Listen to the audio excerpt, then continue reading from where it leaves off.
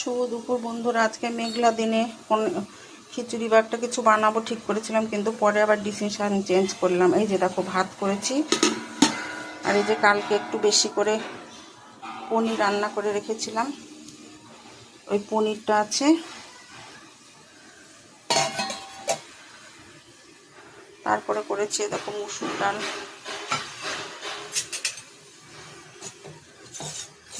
রান্না করেছি। আজকে বৃহস্পতিবার, পুজো টুজো দিতে সময় লেগে যায়। তারপরে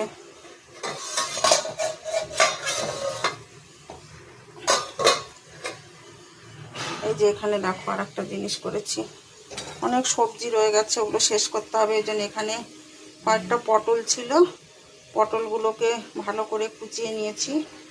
নিয়ে ওর মধ্যে পটল, আলু আর একটুখানি ক্যাপসিকাম ছিল, ওইটা কুচিয়ে কাঁচা লঙ্কা, শুকনো লঙ্কা আর তোমার কালো জিরে ফোড়ন দিয়ে ভাজাটা করেছি। এইটা ডালের সঙ্গে আমি সব খাবার জানো তো পরপর কীভাবে করে খাবো সেটাকে ঠিক করে নিই, বানাই আগের দিনই ঠিক করে নিই, পরের দিন কী রান্না করব। আর এই যে কচু বাটা, আবারও বলে দিচ্ছি, এটা মান কচু নয়, এটা কচু শাক। তার গোড়াতে যে কচুটা থাকে দিদির বাড়ি থেকে নিয়ে এসেছি।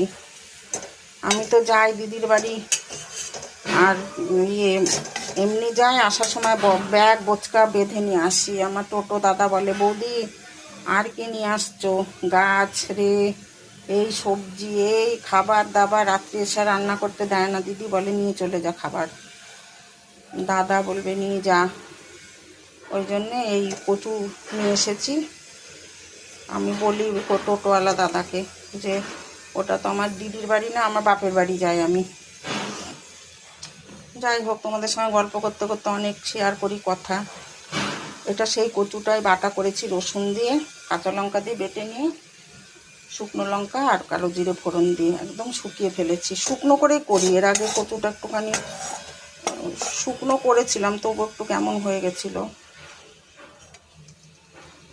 আর একটু আছে, ওইটা আর একটা জিনিস বানাবো, সেটা যখন বানাবো ওই কচুটা দিয়ে সেটাও তোমাদের সঙ্গে শেয়ার করব।